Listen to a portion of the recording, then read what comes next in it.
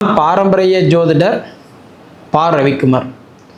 இப்போ நாம் பார்த்துக்கிட்டு இருக்கக்கூடிய ஒரு தலைப்பு பார்த்திங்கன்னா, மே மாதத்துக்கு உண்டான மாத பலன்களை பற்றி தான் இந்த காணொலியில் பார்த்துட்ருக்குறோம்.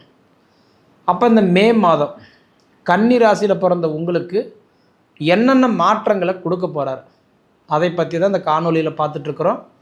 பொதுவாக பார்த்திங்க அப்படின்னா, இந்த மே மாதத்தில் பார்த்திங்கன்னா ஒரு அற்புதமான ஒரு 2 நிகழ்ச்சிகள் பார்த்துடலாம். அதாவது இந்த மே மாதம் 31 நாட்கள். 1ஆம் தேதி சித்ரா பௌர்ணமி, 31ஆம் தேதி ஒரு பௌர்ணமி. இந்த மாதம் 2 பௌர்ணமி. சரிங்களா? அப்போ இந்த மாதன்றது 2 பௌர்ணமி வரும்போது அதாவது ஒரு அற்புதமான வாய்ப்பு. அதே மாதிரி இந்த மாதம் பார்த்திங்கன்னா அக்னி நட்சத்திரம் 4ஆம் தேதி ஆரம்பித்து 28ஆம் தேதி தான் அக்னி நட்சத்திரம் முடிவுக்கு வருதுங்க. அப்படி பார்த்திங்கன்னா எப்பயுமே அக்னி நட்சத்திரம்ன்றது 21 நாட்களில் தான் வரும். ஆனால் இந்த டைமில் பார்த்திங்கன்னா 25 நாள் வந்திருக்குது.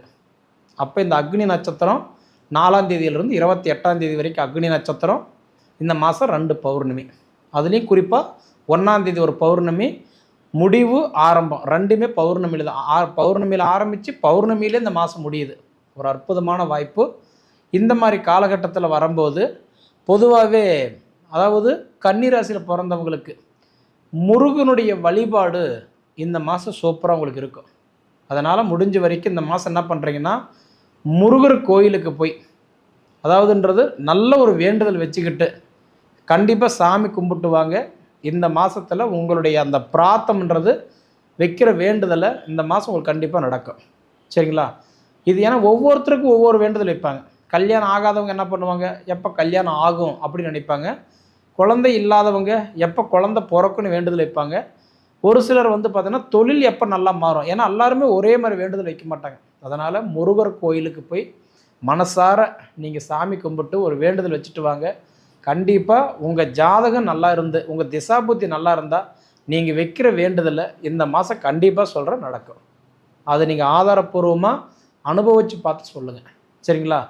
அதே மாதிரின்றது கன்னி ராசிக்கு வரக்கூடிய நட்சத்திரம் முதல்ல என்னென்ன நட்சத்திரம் அப்படின்னு பார்த்தீங்கன்னா, சூரியனுடைய நட்சத்திரமான உத்திர நட்சத்திரம் 2ஆம் பாதம், 3ஆம் பாதம், 4ஆம் பாதம். அதன் பிறகு வரக்கூடிய சந்திரனுடைய நட்சத்திரமான இன்றைக்கி அஸ்த நட்சத்திரம் 4 பாதங்கள். அதன் பிறகு வரக்கூடிய செவ்வாயுடைய நட்சத்திரமான சித்திர நட்சத்திரம் 1ஆம் பாதம், 2ஆம் பாதம். இந்த 3 நட்சத்திரங்களும் 9 பாதங்களும் அடங்கிய ராசி தான் இந்த கன்னி ராசி. அப்போ இந்த கன்னி ராசியாதிபதி யாருன்னா புதன் பகவான். சரிங்களா? புத்திக்காரகன், ஞானக்காரகன், அறிவுக்காரகன், கல்விக்கு அதிபதி இந்த புதன் தான். எப்பயுமே பாருங்கள், அதாவது கன்னி ராசியில் பிறந்தவங்க மட்டும் பேசி சமாளிக்க முடியாது.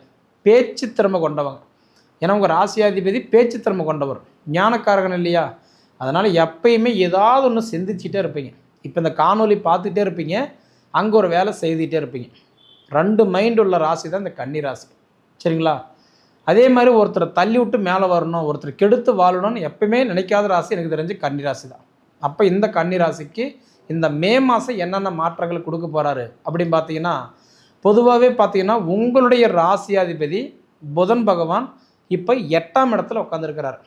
8ஆம் இடத்துல புதன் உட்காந்துருக்கிறதுனால பொதுவாகவே வேலை செய்யாது. 6, 8, 12 இந்த 3 இடமே உட்காந்த கிரகம், எந்த கிரகம் வேலை செய்யாது. ஆனால் இப்போ உங்களுக்கு 8ஆம் இடத்துல உங்கள் ராசிக்கு அதிபதி புதன் உட்காந்து இருந்தாலும் வேலை செய்யும். ஏன் வேலை செய்யாதுன்னு சொன்னீங்க, இப்போ ஏன் வேலை செய்யுன்னு சொல்கிறீங்க அப்படின்னு நீங்கள் கேட்டிங்கன்னா, பொதுவாக 6, 8, 12 உட்கார கிரகம் வேலை செய்யாதுன்றது ஜோதிட சாஸ்திரத்திலே உண்டு. ஆனால் இப்போ 8ஆம் இடத்துல உட்காந்த கிரகம் ஏன் வேலை செய்யும் அப்படின்னா, சூரியனோட உட்காந்துருக்கிறார். இந்த உலகத்தையே ஆளக்கூடிய கிரகம் யாருன்னா சூரியன் தான். இந்த உலகத்தையே யார் கண்ட்ரோல் வச்சுருக்கிறாருன்னா சூரியனோட கண்ட்ரோல் தான் இருக்குது. அதனால தான் பொதுவாக சொல்லுவாங்க, சிம்ம ராசியா, சிம்ம லக்னமா, உங்களுக்கெல்லாம் செய்வனே செஞ்சால் கூட பழிக்காதும்பாங்க. ஏன்னா அந்த உலகத்தையே கட்டி ஆள்ற சூரியனுக்கு செய்வனம் பண்ண முடியுமா? இல்லை. அந்த சூரியனோட தான் இந்த புதன் சேர்ந்து இணைஞ்சி உக்காந்துருக்கிறாரு. அப்படி இணைஞ்சி உக்காந்துருக்கிறாருன்னா 1 நாள் 2 நாள் கிடையாது. 8ஆவது வீட்டில் மேச ராசியில் 15 நாளும், ரிஷப ராசியில் அடுத்தது உட்காந்து 29ஆம் தேதி வரைக்கும் இணைஞ்சு உட்காந்துருக்கக்கூடிய வாய்ப்பு ஒரு அற்புதமான வாய்ப்பு. சரிங்களா? பார்த்தீங்கன்னா மேச ராசியில் ஒரு 15 நாள், அடுத்தது ரிஷப ராசியில் கிட்டத்தட்ட ஒரு 14 நாள், 29 தேதியுமே இந்த 2 கிரகம் இணைஞ்சே ட்ராவல் பண்ணும். இங்கே மேச ராசியில் இருக்கக்கூடிய கிரகம் அடுத்தது 15ஆம் தேதி அப்படியே ஒன்றாவே ரிஷப ராசிக்கு வரும். அப்படி மாறி வரக்கூடிய தருணம் ஒரு அற்புதமான வாய்ப்பு. சரிங்களா? பொதுவாக காய்ச்ச மரம் தான் கல்லடிப்படும் சொல்லுவாங்க. அந்த வாய்ப்பு உங்களுக்கு கொடுக்க போகிறாரு. அதாவது கன்னி ராசியா உங்கள் பேர் சொல்லி அவருக்கு என்னப்பா அப்படின்ற அளவுக்கு இந்த மாதம் நீங்கள் வளர போகிறீங்க. அதுக்கு ஒரு வாய்ப்பு இந்த மாதம் உங்களுக்கு கொடுக்க போகிறார். எனக்கு தெரிஞ்சு இந்த மாதம் ஒரு அனுபவம் கலந்த ஒரு மாதமாக இந்த மாதம் உங்களுக்கு இருக்க போகுது. சரிங்களா? அதனால் பார்த்திங்கன்னா 8ஆம் இடத்துல இருக்கக்கூடிய புதன் பகவான் இன்றைக்கி புதன் ஆதித்ய யோகத்தில் இருக்கிறதுனால பொதுவாக இந்த வெளிநாடு முயற்சி பண்ணுறவங்களுக்கு கண்டிப்பாக இந்த மாதம் உங்களுக்கு நல்ல வாய்ப்பு கிடைக்கும். சரிங்களா?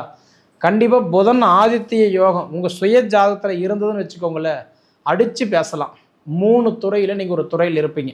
ஒன்று வெளிநாடு, வெளி மாநில சார்ந்த வாழ்க்கை, அல்லது அதாவது உசந்த பதவி, மேல் பதவி. இல்லை அப்படின்னா இது 2மே இல்லை அப்படின்னா சொந்த பிஸ்னஸ் பண்ணிகிட்ருப்பீங்க. இது கண்டிப்பாக உங்களுக்கு இருக்கும்.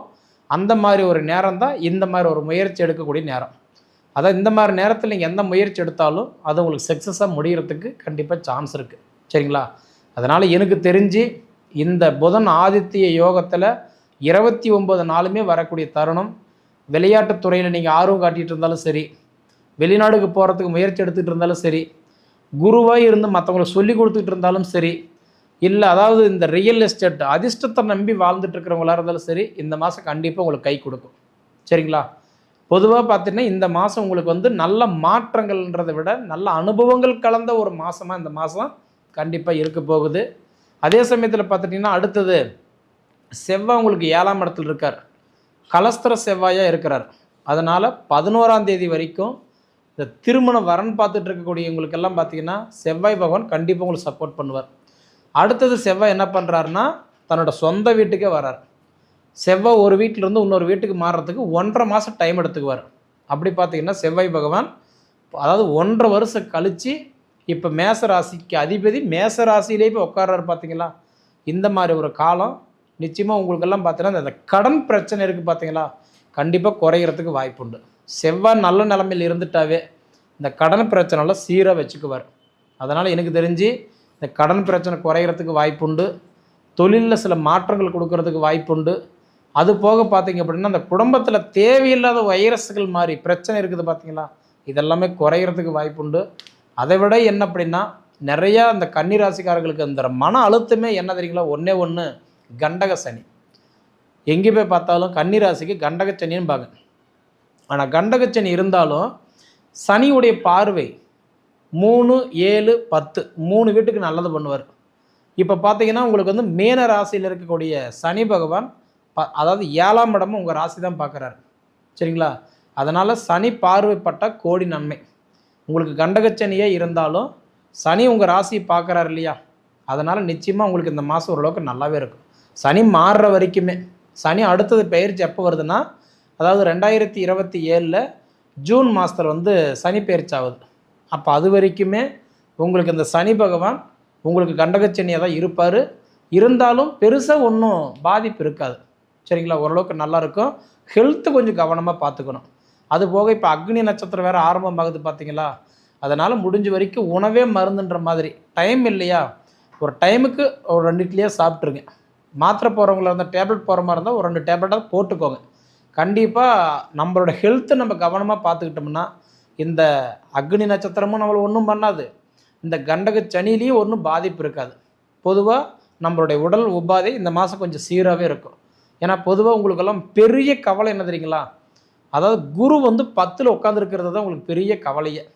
10ல் குரு இருந்தால் பதவி கூட பறிபோக மாட்டான். எனக்கு தெரிஞ்சு கன்னிராசிக்காரர்களுக்கு நிறைய பேருக்கு 2025 மே மாதம் 14 தேதிக்கு மேலே எப்போ குரு 10ல் உட்காந்தாரோ நிறைய பேருக்கு வேலை பறி போயிருக்கும், வேலையில் மாற்றங்கள் கொடுத்துருக்கோம், வேலையில் மன அழுத்தம் இருந்துகிட்ருக்கோம், மனக்குழப்பங்கள் இருக்கும்.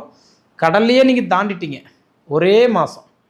இப்போ இந்த மே மாதத்தில் நம்ம பலன் பார்க்குறோம். அடுத்தது ஜூன் மாதம் 1ஆம் தேதி குரு பயிற்சி ஆகிறார். 10ல் இருக்கிற குரு 11ஆம் இடத்துக்கு வராரு. உங்களுக்கு லாப குருவாக வரார். அப்படி வர நேரம் நிச்சயமாக உங்களுக்கு இந்த உடல் உபாதைகள் கண்டிப்பாக சீராக வச்சுக்க குறையும். பண கஷ்டம் கண்டிப்பாக தீரும். கடன் பிரச்சனை கழுத்து பிடிக்கிற மாதிரி இருந்தாலும் சரியாயிடும். நீங்கள் கடை ஓப்பன் பண்ணுறதுக்கு நிறைய சான்ஸ் உண்டு. வீடு வாசல் கட்டி சொந்த வீட்டுக்கு போகக்கூடிய வாய்ப்பு உங்களுக்கு நிறைய இருக்குது. அது போக நம்ம வீட்டில் சுபகாரியம் நடக்கிறதுக்கு நிறைய வாய்ப்பு உண்டு. நம்ம குழந்தைக்கு பெரிய மனுஷி ஆகிறது, வளகாப்பு, திரட்டி, அதுபோக இந்த கல்யாணம், பொதுவாக இந்த மாதிரி சுப நிகழ்ச்சிகள் எல்லாம் நம்ம வீட்டில் நடக்கிறதுக்கு கண்டிப்பாக வாய்ப்பு இருக்குது. எது எப்படியோ, அதாவது உங்களுக்கு அடுத்தடுத்தது உங்களுக்கு எல்லாமே ஃபேவராக தான் வருது. இந்த மாதத்தில் பாருங்கள், செவ்வாய் தன் சொந்த வீட்டுக்கு போகிறாரு, புதன் தன் சொந்த வீட்டுக்கு வராரு, அடுத்தது சுக்கிரன் தன் சொந்த வீட்டிலே இருக்கிறாரு, குரு அடுத்தது உங்களுக்கு லாபஸ்தானத்தில் வராரு. இனி வரும் காலங்கள் எல்லாமே நிச்சயமாக உங்களோட வாழ்வாதாரம் நல்லா தான் இருக்கும். உங்களுக்கு இருக்கிற பிரச்சனையே 3 தான். ஒன்று, வேலையில் எப்போ மன அழுத்தம் குறையும், கடன் பிரச்சனை எப்போ குறையும், எனக்கு சரியான ஒரு நிம்மதியான வாழ்க்கை எனக்கு எப்போ இருக்கும். இந்த கேள்விகளுக்கெல்லாம் இதுக்கு மேலே கண்டிப்பாக உங்களுக்கு பதில் கிடைக்கும். அதுக்கு முன்னாடி நம்ம ஜாதகம் நல்லா இருக்கணும். ஜாதகம் நல்லா இருந்தால் மட்டும்தான் நிச்சயமாக நம்மளோட வாழ்வாதாரம் நல்லாயிருக்கும். ஜாதகம் கெட்டு போய் நம்ம என்ன தான் பொது பலனில் கேட்டுக்கிட்டு நமக்கு நல்லது நடக்கலைன்னு பார்த்துக்கிட்டு இருந்தால் எப்படி நல்லது நடக்கும்? நம்மளோட விதி நல்லா இருக்கிறமில்ல, நம்மளோட திசா புத்தி நல்லா இருக்கிறமில்ல. ஒன்றும் இல்லைங்க, இந்த மாதத்துலேருந்து உங்களுக்கு ஓரளவுக்கு நல்ல மாற்றங்கள் கொடுக்க போகுது. அதாவது முடிஞ்ச வரைக்கும் கன்னிராசியில் பிறந்த உங்களுக்கு ஆஞ்சநேயரை வழிபடுங்க. கண்டிப்பாக உங்களுக்கு ஒரு நல்ல மாற்றங்கள் இருக்கும். பொதுவாகவே பக்கத்தில் ஆஞ்சநேயர் கோயில் இருந்தால் போயிட்டு வாங்க. உங்களுடைய குறைகள் எல்லாமே வச்சு வேண்டுதல் வச்சுட்டு வாங்க. நல்ல ஒரு மாற்றங்கள் நடக்கும். சரிங்களா? இது நீங்கள் அனுபவித்து பார்த்து சொல்லுங்கள். சரி நேயர்களே, நம்ம சேனலை இதுக்கு முன்னாடி சப்ஸ்கிரைப் பண்ணாதவங்களாக இருந்தால் சப்ஸ்கிரைப் பண்ணிக்கோங்க. உங்கள் நண்பர்களுக்கு ஷேர் பண்ணுங்கள். சொல்ல வர வேண்டிய விஷயத்தை கமெண்ட் பாக்ஸில் பதிவு பண்ணுங்கள். அது போக உங்கள் பொன்னான நேரத்தை ஒதுக்கி இவ்வளவு நேரம் என்னோட காணொலியை நீங்கள் முழுமையாக பார்த்ததுக்கு மனசிலிருந்து கேட்டுக்கிறேனுங்க.